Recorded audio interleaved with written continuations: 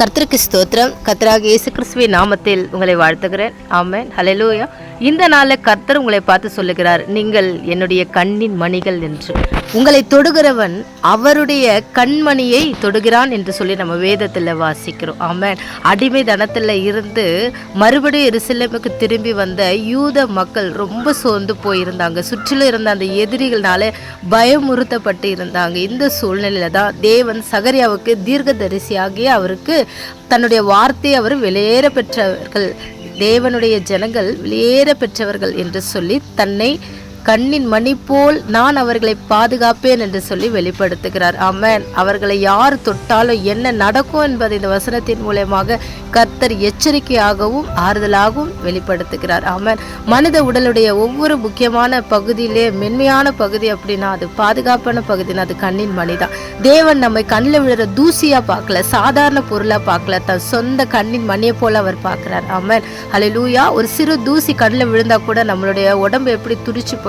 அதே போல உங்களுக்கு என்ன துன்பம் வந்தாலும் பரலோக தேவன் அவர் சும்மா இருக்க மாட்டார். கர்த்தருக்கு ஸ்தோத்திரம். சத்துருக்கள் உங்களை தாக்குவதா, ஏதோ பிரச்சனை வந்துருச்சு, உங்களுக்கு விரோதமா கிரியை செய்யறாங்க, செய்வினை பண்றாங்க, பில்லி சூனியம் பண்றாங்க, ஏவல் பண்றாங்க, விரோதமா பேசுறாங்க அப்படின்னு நினைச்சு இந்த உலக பிரகாரமா நீங்க பயப்படலாம் நினைக்கலாம். ஆனா அவர் சொல்லியிருக்கிறாரு, உங்களை தொடும் பொழுது அவரையே தொடுகிறார்கள் என்று சொல்லி.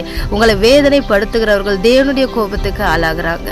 தேவன் தன் பிள்ளைகளுக்கு விரோதமாய் வரும் எந்த ஒரு ஆயுதத்தையும் அவர் என்ன பண்ண மாட்டார் அப்படின்னா அதை வாய்க்க விட மாட்டார், வாய்க்காதே போகும்படி அவர் செய்வார். ஆமென், ஹல்லேலூயா. அப்போஸ்தலர்ல கூட நம்ம வாசிக்கும் பொழுது சவுல் சீஷர்களை தான் துன்பப்படுத்தும் பொழுது இயேசு சொல்றாரு, நீ ஏன் என்ன துன்பப்படுத்துற? ஆமென், ஹல்லேலூயா. கர்த்தருக்கு ஸ்தோத்திரம். இந்த வசனத்துல நம்ம வாசிக்கும் பொழுது நம்ம யாரு துன்பப்படுத்தினாலும் அது கர்த்தரை துன்பப்படுத்துகிற அர்த்தம். அதனால் நீங்க சும்மா இருங்கள், கர்த்தர் உங்களுக்காக யுத்தம் செய்வார். ஆமென், ஹல்லேலூயா. நம்முடைய எந்த போராட்டமும் மாம்சத்தோடு ரத்தத்தோடும் அல்ல. அதனால தேவனே நமக்காக யுத்தம் செய்வார். உங்க மேல கை வைக்கும் பொழுது சத்ருவினுடைய கைக்கு உங்களை விலக்கி அவருடைய பாதுகாப்பின் கரம் உங்கள் மேல இருக்கிறது. கர்த்தருக்கு ஸ்தோத்திரம். உங்களை அடிமைப்படுத்த மனுஷனுக்கோ இல்ல உலகத்தின் ஆவிகளுக்கோ உங்களை ஒப்பு கொடுக்காதபடிக்கு கர்த்தர் உங்களை பாதுகாக்கட்டும். ஆமென், ஹல்லேலூயா.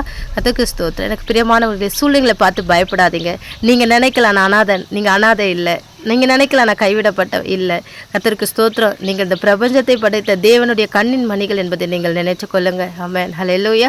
உங்களுக்கு விரோதமாக சதி செய்ய சத்துருக்களை தேவன் பார்த்துக்கொள்வார். உங்கள் பாதுகாப்பை பற்றி கவலைப்படாதீங்க. கர்த்தருக்கு ஸ்தோத்திரம். சந்தோஷமா இருங்க. ஆண்டவர் வார்த்தையை விசுவாசிங்க, நம்புங்க, தைரியமாக கர்த்தருடைய ஊழியத்தை செய்யுங்க. கர்த்தாவே அப்பா என்று சொல்லி கண்மணி போல என்னை காக்குறீங்களே, நான் தகப்பனேன்னு சொல்லி இந்த வாக்குத்தத்தத்தை வார்த்தையை உங்களுடைய பிள்ளைகளுக்கும் நீங்கள் என்ன பண்ணுங்க, ஒவ்வொருவருக்கும் சொல்லுங்க. சத்ருவின் கைக்கு விலக்கி காத்துக்கொள்ளும் தேவனை மாத்திரம் நீங்கள் உயர்த்துங்க. கர்த்தர் உங்களை ஆசீர்வதித்து உங்களை பாதுகாத்து வழி நடத்துவார். ஆமென்.